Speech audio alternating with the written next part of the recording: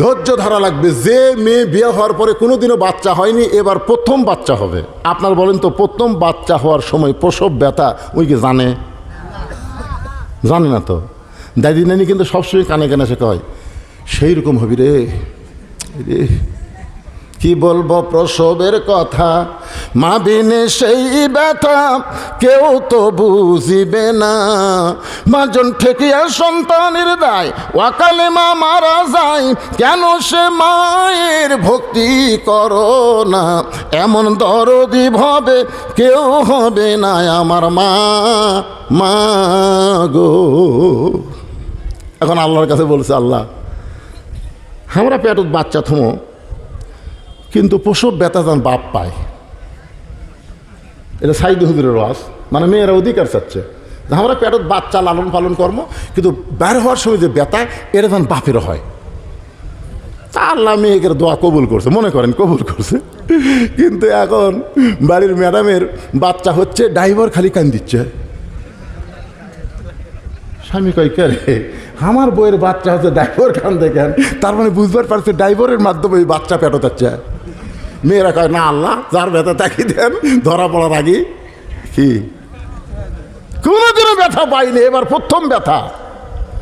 যেই প্রসব ব্যথা শুরু হয়ে গেছে, এখন মা খালি চিল্লাই, মরে যাবো, গলার দড়ি দিব, বিষ খাবো, মরে যাবো, গলার দড়ি দিব, বিষ খাবো। এমন সময় দাদি নানি দৌড়ে আসে, কি এগুলো কি ভুল বকতেছিস? সেই রকম ব্যথা। তুই কি জানিস মায়ের পায়ের তলে সন্তানের জান্নাত? কোন কিতাবে লেখা নাই পুরুষের পায়ের তলে জান্নাত, স্বামীর পায়ের তলে জান্নাত। এটা ভুয়া কথা। মায়ের পায়ের তলে জান্নাত, এটা হলো সহি কথা। তাহলে জান্নাত কি পুরুষের পায়ের তলে না নারীর? আর সেই নারী যদি মা হয়, তো তোর পায়ের তলে জান্নাত হবি, কান্দিস কে? চ ঘরের মধ্যে, চ ঘরের মধ্যে যা বলতেছে, অতাও সবই সবর, ধৈর্য ধর, ধৈর্য ধর। তুই চিল্লাচিল্লি করলে গ্রামের লোক মনে করবে এটা একটা মা হলো কে রে, খালি চিল্লাচিল্লি করছে। ধৈর্য ধর, সেই ধৈর্য ধর। একেবারে দাঁতের উপর দাঁত দিয়ে দাদি রানীকে নরম কাপড় পানির মধ্যে চুবড়াই করে গোটাল কপালে দিচ্ছে, আর কি ধৈর্য ধর, ধৈর্য ধর, অতা সবে সবর, ধৈর্য ধর। এই ধৈর্য ধর করতে করতে ধাইমা কয়, এখন টান দে, টান দে, চোখের ইশারাতে। এদিকে কয় ধৈর্য ধর, কানের কাছে মুখ লাগাই, মুখের কাছে মুখ লাগাই, ধৈর্য ধর আপা, ধৈর্য ধর। আর ধাইমা কয় টান টান। আমার দাদি আমারে কইছে, তোকে তখন টানে বাইর করছি, ভাই তোর মাথা লম্বা হয়ে গেছিল, পরে তোর মাথা আমরা থাবড়ে থাবড়ে গোল করছি। চিন্তা করছেন কি কষ্ট হওয়ার মা দিছে। এখন মা দাঁতের উপর দাঁত দিয়ে করতেছে।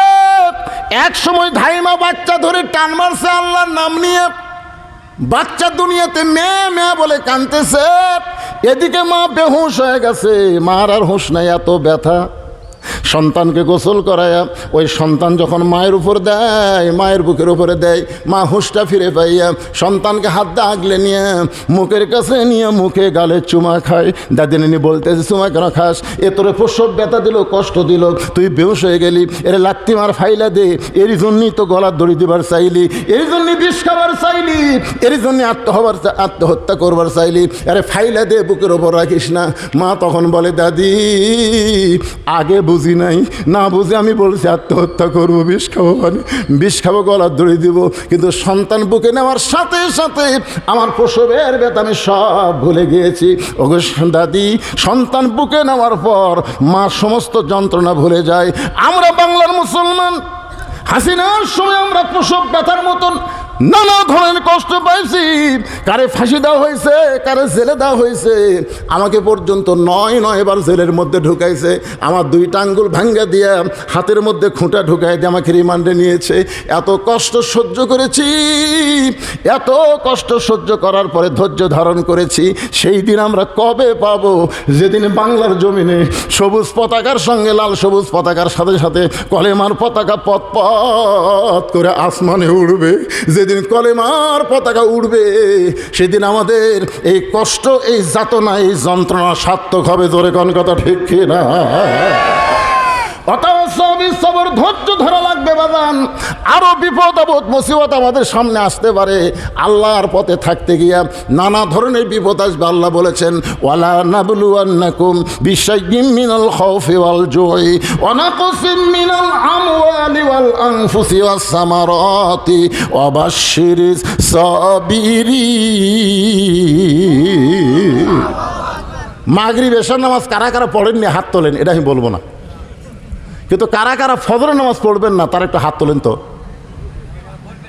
যারা যারা ফজর নামাজ পড়বেন না তারা একটু হাত তোলেন।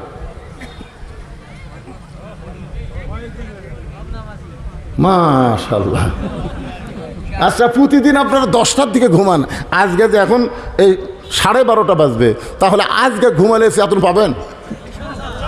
আজকে ঘুমানোর সময় আমি আপনাদের একটা অনুরোধ করতেছি, আজকে ঘুমানোর সময় শোনেন, আজকে ঘুমানোর সময় আপনারা ওযু করবেন। প্রতিদিন তো পেশাব করে যে ঘুমান, আজকে পেশাব যদি করেন, করার পরে ওযু করবেন। ওযু করার পরে কিবলামুখী হইয়া আল্লাহুম্মা বিইসমিকা আমুতু ওয়া আহইয়া, তারপরে দরুদ শরীফ 3 বার, সূরা ইখলাস 3 বার পড়ে আয়াতুল কুরসি পড়ে বুকুতে একটা ফুঁক দিয়ে ঘুমাই দেবেন। অন্য দিনে 7 ঘন্টা ঘুম পারলে যে শান্তি হয়, আজকে 2.5 ঘন্টা ঘুম পারলে আল্লাহ সেই শান্তি আপনার কলিজায় দিবে। রাজি আছেন সবাই? তাহলে কারা কারা ফজর নামাজ পড়বো একটু আল্লাহ খাত দেখায়। আল্লাহ দেখেন, আল্লাহ লিল্লাহি তাকবীর। আল্লাহ প্রথম মাহফিল করছে এই ছেলেরা। আল্লাহ আল্লাহ এদের সবচাইতে বড় লাভ হলো আজকে সবাই ফজর নামাজ পড়ার জন্য আল্লাহর কাছে হাত দেখালো। আল্লাহ সবাইকে ফজর নামাজ জামাতের সঙ্গে আদায় করার তৌফিক দান করো। সকলে বল আল্লাহুম্মা আমিন। ইস্তিগফার পড়ে আস্তাগফিরুল্লাহ রব্বি মিন কুল্লি জামবি ওয়া তুবু ইলাই লা হাওলা ওয়ালা কুওয়াতা ইল্লা বিল্লাহিল আলিয়্যিল আযীম। প্রধান অতিথি